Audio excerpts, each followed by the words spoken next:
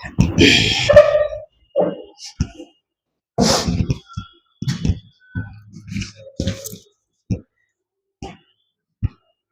दोस्तों, मैं सुनील कुमार स्वागत करता हूं आप सभी को अपने YouTube चैनल परिवार में। तो आप लोग कैसे हैं? उम्मीद करते हैं कि आप लोग स्वस्थ होंगे और मस्त होंगे, अपने पढ़ाई को कंटिन्यू जारी कर रहे होंगे। तो आज के हम लोग इस सेशन में देखने वाले हैं पार्ट 3 में कि समुच्चय। तो हम लोग चैप्टर पहला स्टार्ट किए हैं, आपका समुच्चय है, जिसके अंतर्गत हम लोग चर्चा कर चुके हैं कि समुच्चय होता क्या है और समुच्चय के आज हम लोग देखने वाले हैं उनका निरूपण होता क्या है।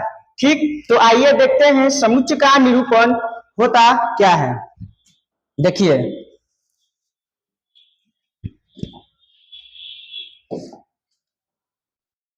सबसे पहले हम लोग देखेंगे, टॉपिक आपका है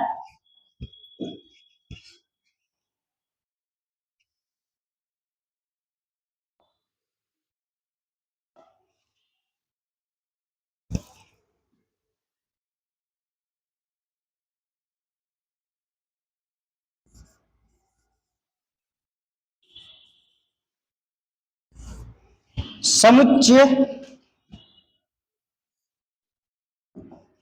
समुच्चय को व्यक्त करने की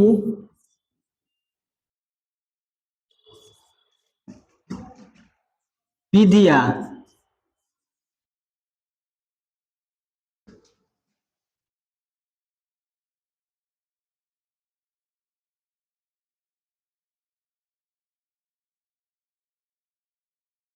विधियां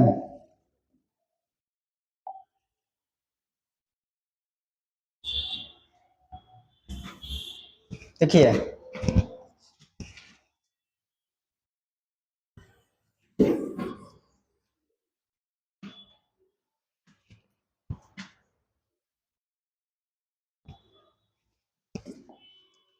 हम लोग देखेंगे कि समुच्चय को व्यक्त करने की विधि कौन कौन से हैं।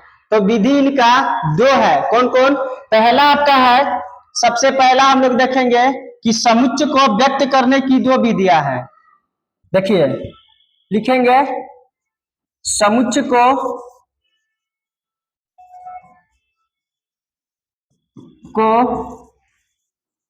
व्यक्त करने की दो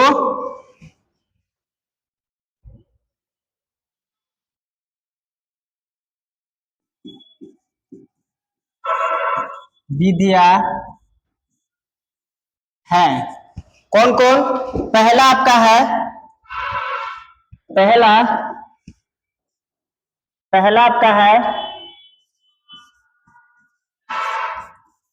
सारणी रूप या तालिका रूप। सारणी रूप या तालिका रूप, जिसको हम लोग बोलेंगे टेबुलर फॉर्म या रोस्टर फॉर्म। दूसरा आपका है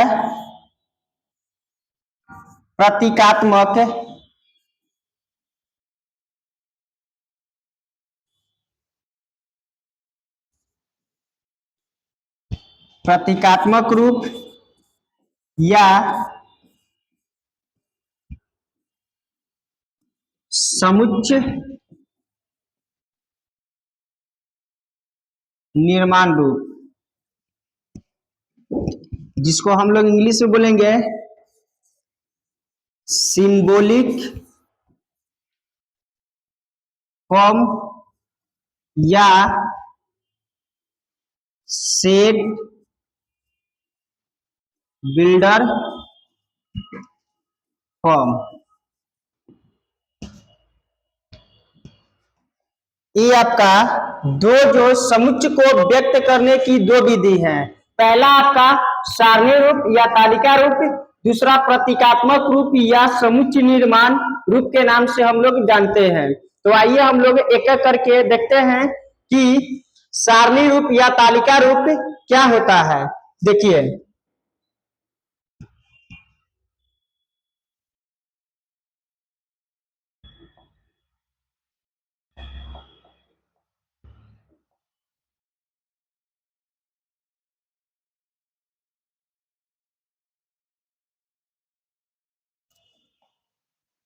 देखिए सारणी रूप आपका क्या होता है।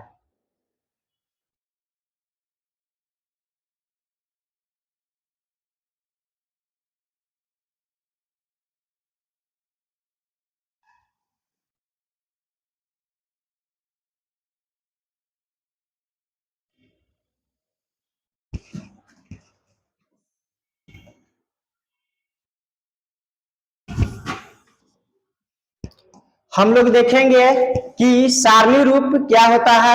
सबसे पहले देखिए सारणी रूप पहला आपका क्या था कि सारणी सारणी रूप या तालिका रूप, तालिका रूप,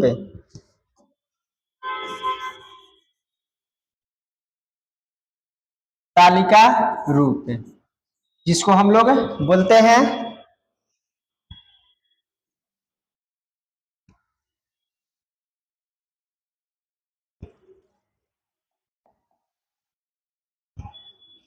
इसको हम लोग बोलते हैं टेबुलर फॉर्म या रोस्टर फॉर्म के नाम से हम लोग जानते हैं। देखिए तालिका रूप आपका क्या होता है। सारणी रूप में उसका आपका परिभाषा लिखल है कि सारणी रूप में समुच्चय को मझली कोष्ठक के अंदर, सबसे पहला बात है कि सारणी रूप को लिखने के तरीका है मझली कोष्ठक के अंदर, मझली कोष्ठक के अंदर एकक और अर्धविराम के रूप में लिखते हैं। जैसे मान लिए कि आपसे हम क्या करना है, रोस्टर रूप में लिखने के लिए जैसे हम आपसे सवाल करते हैं कि बताइए दो से विभाज्य या विभाजित, दो से विभाजित होने वाली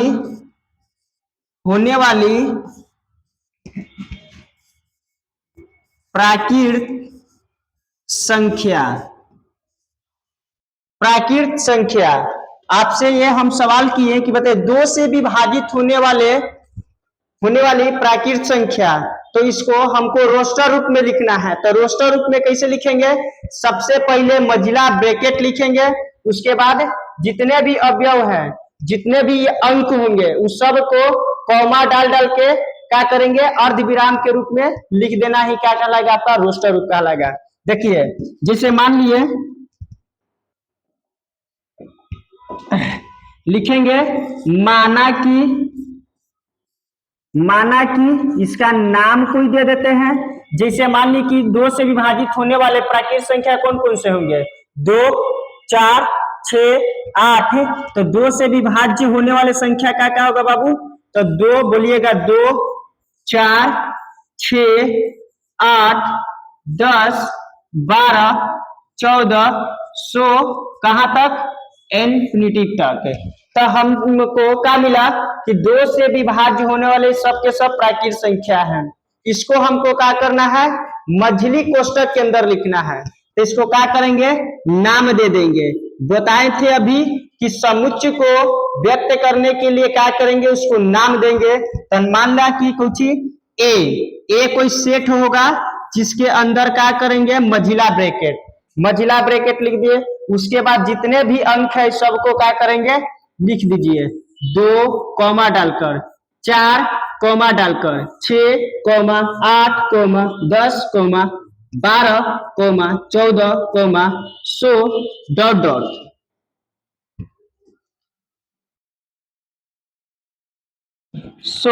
डॉट डॉट मझिला ब्रैकेट बंद। तो यही आपका क्या कहलाएगा, यही आपका कहलाता है रोस्टर रूप।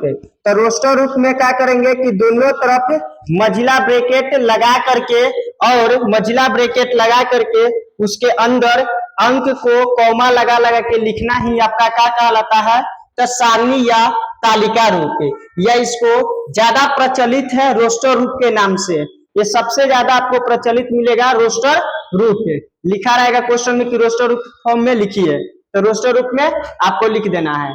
ठीक, जैसे मान लीजिए एग्जाम्पल और कुछ क्वेश्चन है, देखिए एग्जाम्पल है, जैसे इस क्वेश्चन को आप लगाइए।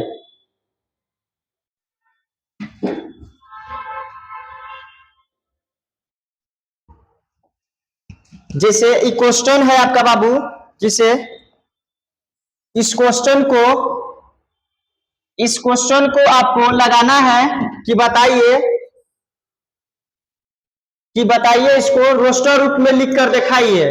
बोलेगा कि निम्नलिखित प्रश्न को रोस्टर रूप में लिखिए या सारणी रूप में लिखिए। तो इसको लिखेंगे कैसे, तो सारणी रूप में लिखने के लिए सबसे पहला क्वेश्चन क्या है, अंग्रेजी वर्णमाला के सभी स्वर का समुच्चय। तो इसको क्या करेंगे, नाम दे देंगे। क्या करेंगे, नाम दे देंगे, लिख देंगे माना कि, कोई नाम दे देंगे माना कि ए सेट है, ए सेट, और उसके क्या करेंगे मझिला ब्रैकेट लिख करके उसके अंदर जितने भी अवयव है या अंक है उसको दर्शा देंगे। तो स्वर का होता है एबीसीडी के अल्फाबेट का होता है स्वर भवेल। तो ए कॉमा डाल के, ई कॉमा डाल के, आई कॉमा डाल के, यू कॉमा डाल के, यू, और मझिला ब्रैकेट से बंद हो जाएगा आपका रोस्टर रूप। बस सिंपल यही करना है, रोस्टर रूप के अंदर लिख देना है क्या कहलाएगा आपका, तो आपका वो सारणी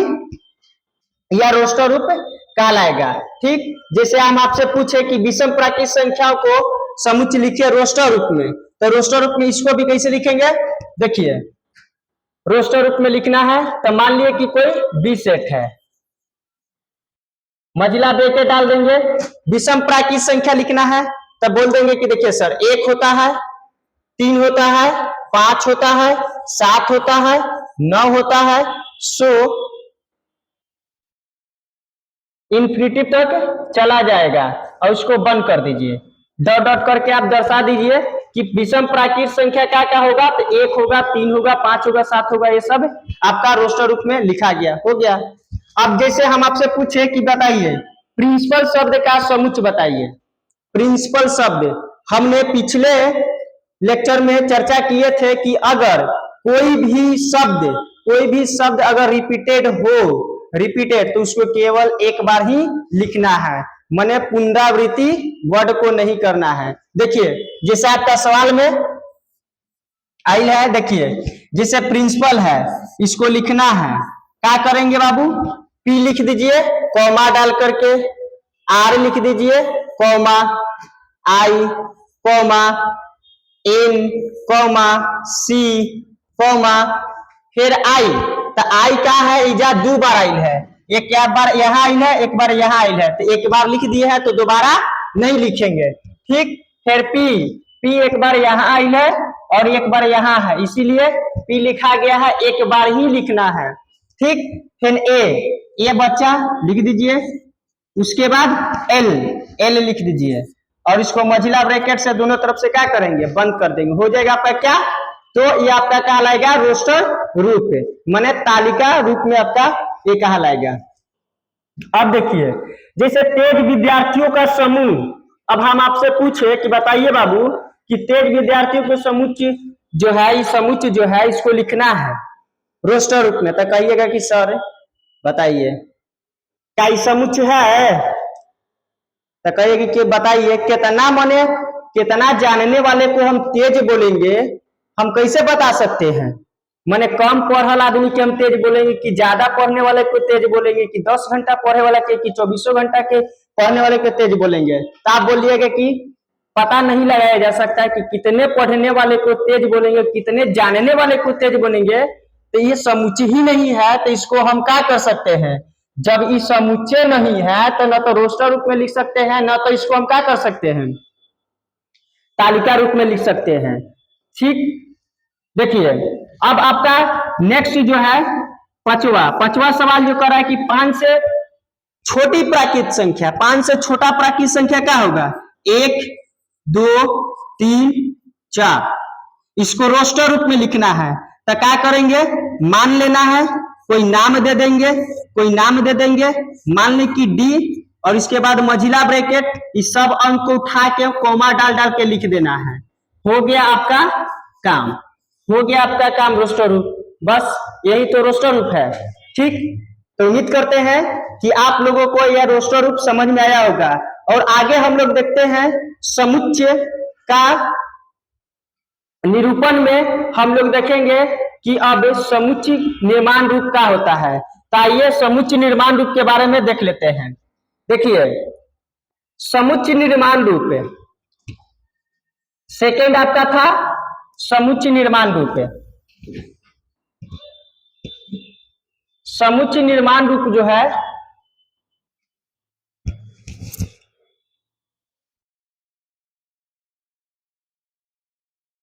देखिए, बोर्ड पे आपका लिखल है दूसरा जो है आपका समुच्चय निर्माण रूप। समुच्चय निर्माण रूप क्या होता है? देखिए, समुच्चय निर्माण रूप में दूसरा आपका लिखल है कि समुच्चय निर्माण रूप माने सेट बिल्डर फॉर्म, या इसी को हम बोल सकते हैं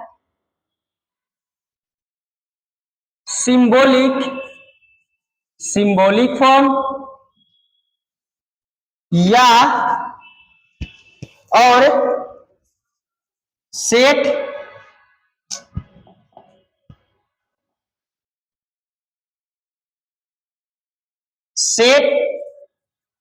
बिल्डर फॉर्म। ठीक, देखिए बाबू, तो सेट बिल्डर फॉर्म होता क्या है? देखिए, सेट बिल्डर फॉर्म कहता है कि इस प्रकार के सदस्य में मझली कोष्ठक तो लगाना ही लगाना है।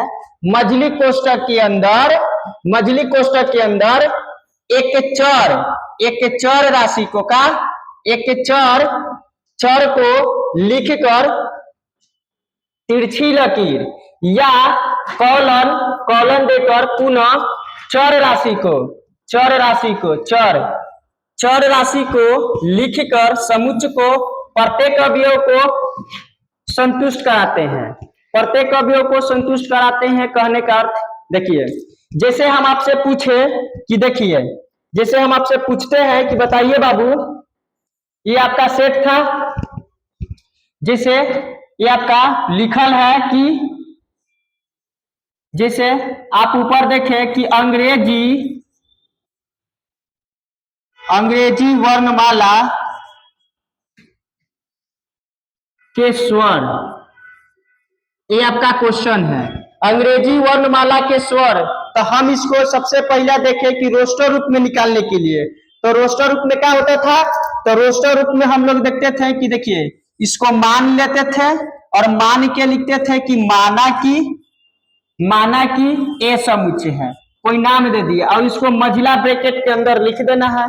ठीक, और उसके कॉमा डाल के क्या करते थे? लिख देते थे, कॉमा डाल के लिख देते थे। तो ये आपका कहलाता था बाबू, क्या कहलाता था? तो बोलिएगा कि देखिए सर, ये आपका कहलाता था रोस्टर फॉर्म आपका कहलाता था। ठीक, और इसी रोस्टर फॉर्म को कहेगा कि समुच्चय निर्माण रूप में लिखिए, माने सेट बिल्डर फॉर्म में लिखने के लिए इसको क्या करेंगे? देखिए, क्या करेंगे? इसको सबसे पहले डिफिनेशन में हम क्या बोले कि इस प्रकार के प्रत्येक अवयव को क्या करना है कि सबसे पहले क्या करेंगे? चर राशि को लिखेंगे। चर क्या होगा? मान लिया आपका x होगा, x। उसके बाद क्या करना है? या तो तिरछी लकीर मन करता है बाबू तो आप दे दीजिए, या तो आपको क्या करना है? कॉलन देखिए, ये दो बिंदु दे देना है माने, और उसके बाद एक फ्रेम क्या करेंगे? चर राशि को लिख देना है।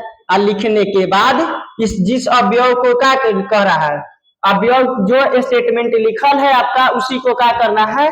लिख देना है। क्या करेंगे? लिख देंगे। जैसे अंग्रेजी वर्णमाला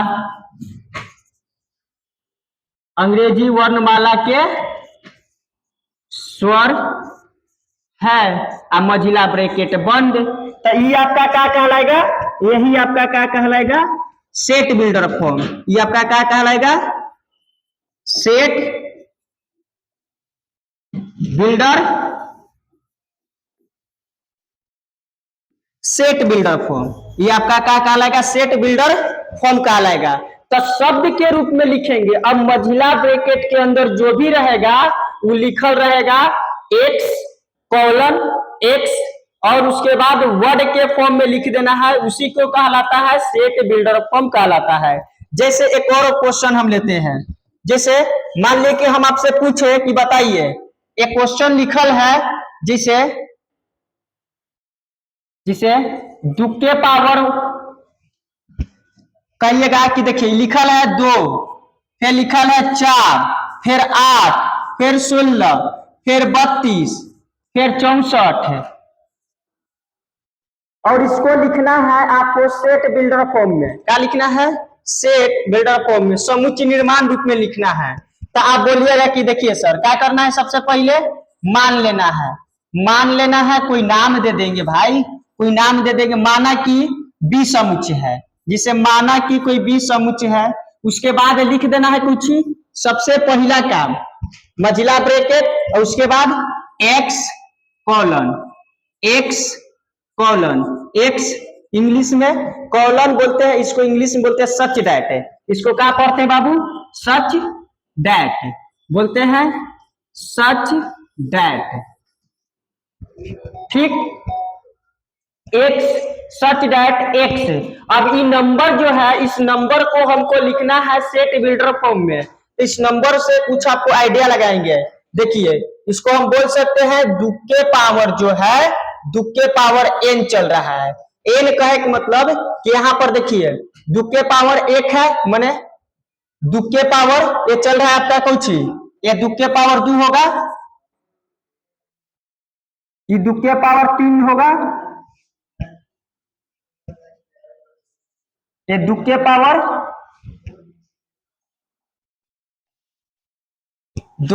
ये 3 है, ये दुक्के पावर 4 होगा, दुक्के पावर 4 मैंने 4 बार जब गुना करेंगे तो आपका क्या मिलेगा, 16।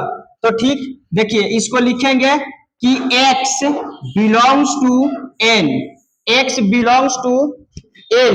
तो ये आपका क्या कहलाएगा कि सेट बिल्डर फॉर्म। मगर यह जो नंबर लिखल है केवल पावर जो n आपका छोटका बाबू है n, ये आपका यहाँ पर n देखिए, ये जो आपका n लिखल है कि छोटका n बिलोंग्स टू n, कहने का अर्थ है कि n एक प्राकृत संख्या है जो कि सब हो सकता है, मगर हमको कंडीशन डालेंगे कि कहां तक जाएगा, पावर कहां तक बढ़ी जा रहा है, लास्ट 5 तक। यहाँ पर दुक्के पावर अगर आप हमसे पूछिएगा दुक्के पावर 5 माने 32, दुक्के पावर 6 क्या हो जाएगा, 64 है, दुक्के पावर 6 तो 64। यहाँ आपको इसको हटा दीजिए, ज्यादा नहीं कम है, मान लीजिए लेके चलते हैं।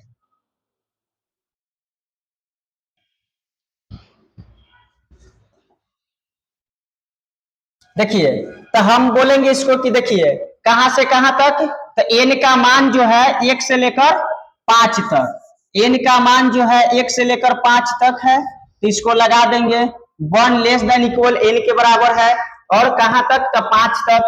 तो इसको इस फॉर्म में लिखना ही आपका क्या कहलाएगा, रोस्टर रूप कहलाएगा, रोस्टर रूप के, ठीक, सॉरी सेट बिल्डर फॉर्म कहलाएगा।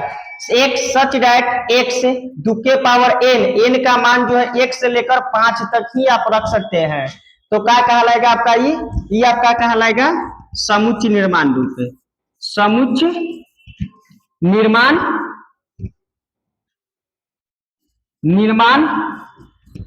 रूप, समुच्चय निर्माण रूप कहलाएगा, ठीक। उसके बाद तो आई होप यहां तक आप लोग समझ गए होंगे कि सेट बिल्डर फॉर्म क्या होता है। सेट बिल्डर फॉर्म जब आपको समझ में आ गया, तो अब हम लोग कुछ एक टॉपिक के बारे में जानेंगे, जो कि ये टॉपिक है आपका, देखिए जिसे मान ली कि आपको लौकेगा कहीं पर ऐसे ई कर्व रेखा, ई मुड़ल रेखा या ऐसे देखे में के मिलेगा इसको, तो इसको क्या बोलेंगे? आपके लिए ये नया शब्द है, देखिए। तो इसको बोलते हैं बाबू, ये जो है आपका, इसको क्या बोलते हैं? देखिए, इसको पढ़ते हैं कैसे, तो इसका जो नाम है ना, इसको बोलते हैं, ये कहाँ से आयल है? देखिए, इसको बोलते हैं एक यूनानी प्रतीक है, यूनानी प्रतीक है, जो कि इसको हम लोग बोलते हैं, क्या बोलते हैं? देखिए, पढ़ते हैं इसको, बिलोंग्स टू, इसको बोलते हैं डज नॉट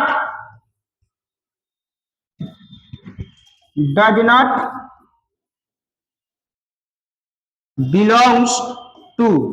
कहने का अर्थ ये है कि इसको बोलते हैं बिलोंग्स टू, इसको बोलते हैं डज नॉट बिलोंग्स टू।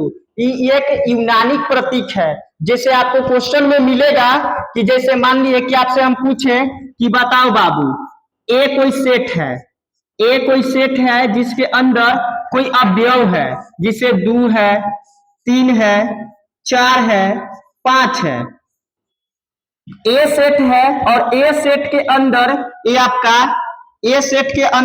ये आपका अवयव है, जो हम आपसे सवाल लगाते हैं कि बताना है कि बताइए, देखिए कि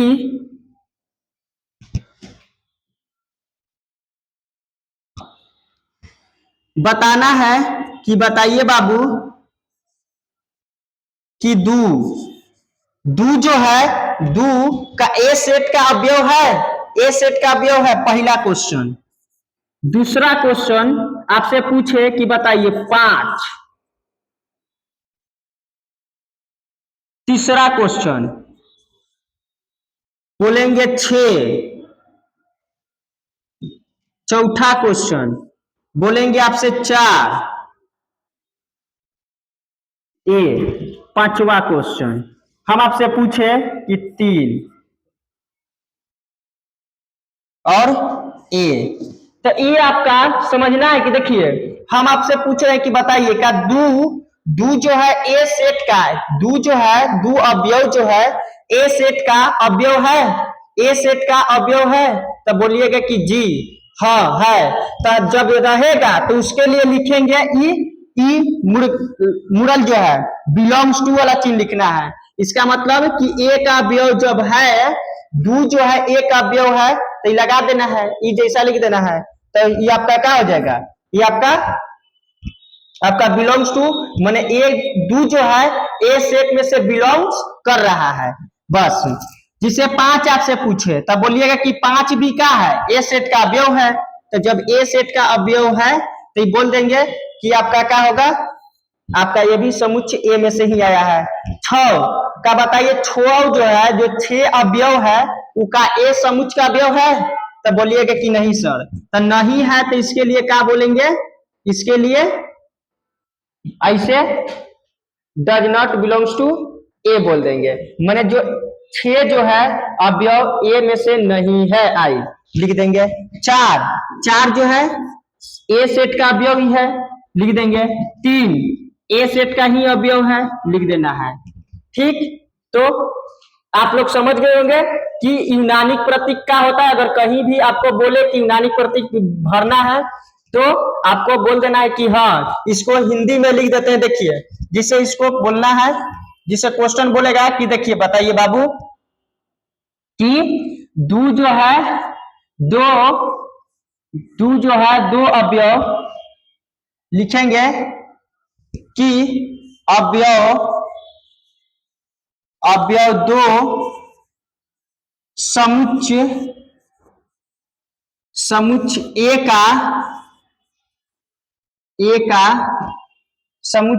का है, माने अवयव 2 समुच्चय ए का है।